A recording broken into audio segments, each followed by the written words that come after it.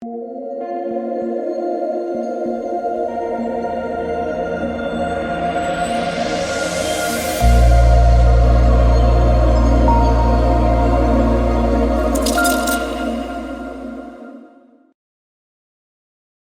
what is going on, guys? This is DK back at you with another video here to break down the two-game NBA DFS slate on Wednesday. Hopefully we can get some competitive games. Both games tonight, random blowouts. No one likes those for DFS or for player prop betting. The sponsor of today's video, guys, is No House Advantage. If you guys are not on No House Advantage, you can use the code DKDFS for 100% match up to $100. It'll be linked down below. But it is a player prop site where you can build 2, 3, 4, 5, up to 6 player props. Can win up to 21 extra money, slightly different payout structures. You can read the rules, but they have a ton of different sports, and you can mix and match as well. So if you guys want to give it a try, make sure to use that code. Again, my recommendation is take advantage of all the free money that you can, like I do with other sports books. And if you guys are looking for more enough content, you can check out my Patreon link down below. We full swept the board yesterday on Prize Picks. I had a phenomenal night, almost won $40K in the showdown last night. Ended up winning $600 off $18. But today, again, both games blowouts. Did not have a winning day, but it is what it is. We'll bounce back, still up huge from last night. So that's the recap of everything. Hope you guys had a good night. And yeah, let's talk about this slate. So Miami, New York's the first game here. On the Miami side, you got Jimmy Butler at 9-7. I mean, it's Jimmy Butler, right? Nice eligibility, should play 40-ish minutes. He's had a phenomenal playoffs. I think he looks pretty good. I played Bam Adebayo last slate at low ownership, worked out in a pretty big way. I think he's more of a contrarian play. He's been relatively low on recently. I think he'll be low on again, even after a solid game from him last game. Then you got Lowry and Vincent kind of in the mid-range. Lowry should play, mid to high 20s minutes. A guy that'll come off the bench, can stuff the stat sheet. Gabe Vincent has really struggled with the shot of late, 1 of 8, 1 of 7. So his minutes have ticked down a bit. But if you get a game where he's shooting well, he can go for 30 plus. So we've seen the floor from Vincent. Maybe Lowry's a little bit safer. But Vincent does have the shooting guard eligibility. And then Max Strus finally got him right last slate. Went for 31 fantasy points in 37 minutes. That's the type of ceiling that he has. But he also has this type of floor when I also played him at -1 fantasy points. So Strus more of your tournament play, guy with a ceiling. Kevin Love, we kind of know what we're going to get from him. We're going to get low 20s minutes. He's going to play a shift in the first quarter, a few minutes in the second quarter, a shift in the third, and then it's not going to come back. So he's just kind of there. I don't really see the massive ceiling on him unless something really weird happens. You get like bam, foul trouble or something. Caleb Martin's 4-2. I mean, you should see mid-20s minutes from him. I think he's a reasonable value. The price has come down a bit on him. He was in the 5K range. Now he's down to 4-2. Don't really feel good with anything else. Duncan Robinson, he'll back up Strus. He shot 1 of 8 last game. If Strus really struggles, you have seen games where Duncan Robinson has got extended a bit, but just a tournament dart throw at that price point. You'll see a little bit of Cody Zeller, maybe a little bit of Haywood Highsmith, but neither of those guys are guys that I would really like to play. And then on the Knicks side, so do or die time here, obviously, must-win game. You got Brunson 8-7, Randall 8-2. I think Randall will get more ownership, but I slightly prefer Brunson. I just think in the playoffs, he's been the guy. Randall hasn't really looked great out there, also playing with a bit of an injury too. So I have interest in both these Knicks. It'll be interesting to see what the ownership is. I think I slightly prefer Brunson to Randall, but I expect Randall to be a bit more popular. RJ Barrett, 6-6. I mean, it's kind of just there for me. Don't love it, don't hate it. Should see low to mid 30s minutes. Could play more. You have seen games, though, where the Knicks have not closed with him, which is a little bit concerning. Josh Hart moved to the bench, only played 22 minutes, but did foul out in that time. So I wouldn't overreact too much to the Hart minutes. I'm still expecting 30-plus minutes from him. So game log watchers might see that 22-minute mark and say, like, oh, I got to avoid him. I actually still think he's playable. He just got massive foul trouble last game. And then with no Emmanuel quickly, you saw huge minutes for Quentin Grimes, 42 minutes. Again, though, I don't think we see 42 because Hart foul trouble. But Grimes still a reasonable value play. It'll be interesting to see what the ownership difference is with Grimes and Hart. Right, we kind of talked about that with Ayton and Landale, how we knew that everyone was going to play Jock Landale because, the recency bias, and then no one wanted to play Ayton. Well, Ayton had smashed at very low ownership, right? Had a solid game, and Landale was, well, I don't know if Landale is in a garbage time there. Maybe he'll savage in garbage time, which has been pretty typical for DFS lately. But that's kind of like we'll see what the ownership is. My guess is you're going to see a lot of ownership to Grimes and very low ownership to Josh Hart. If that's the case, I think Hart would be a good tournament play. And then Mitchell Robinson, Isaiah Hartenstein, they're going to split the center position. You should see, 25 to low 30s minutes from Mitchell Robinson. I think he's a reasonable play if he can stay out of foul trouble. Hartenstein will play whatever Robinson doesn't play. So not last game, but the previous two, he played 26 minutes because you got Robinson foul trouble.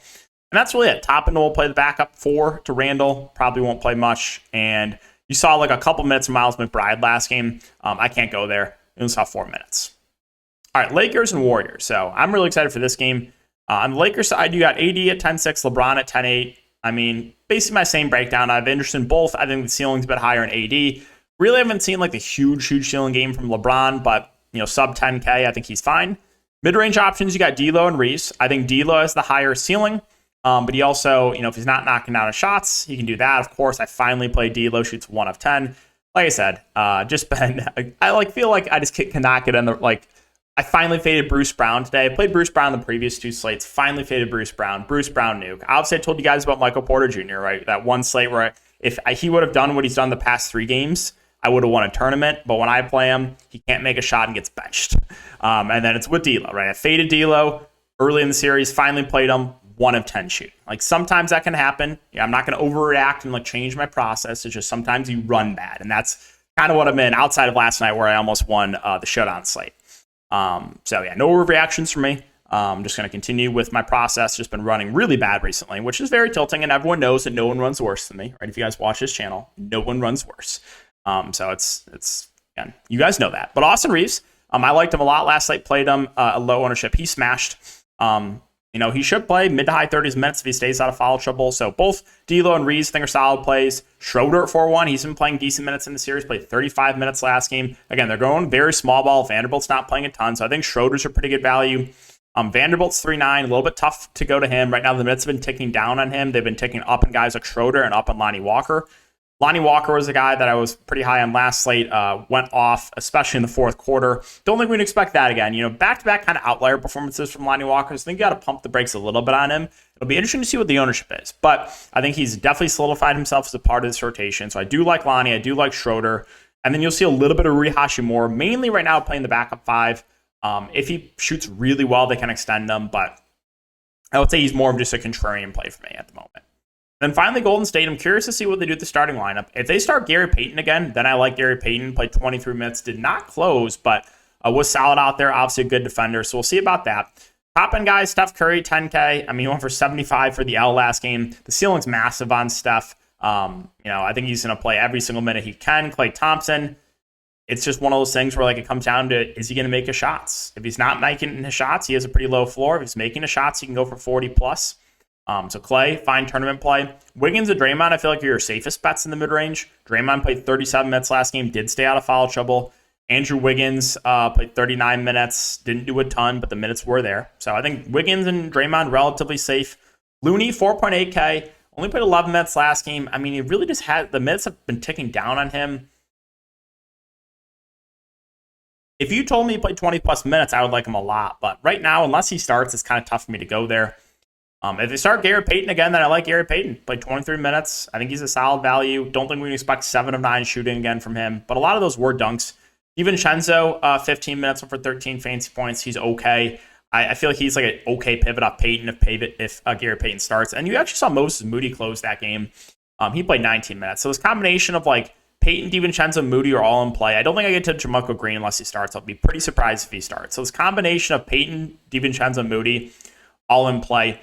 I think Payton will get the most ownership assuming he starts. And then Poole, I mean, that's a really cheap price point on Jordan Poole. He's been awful. He's been really, really bad. That doesn't mean, though, he can't do this, right?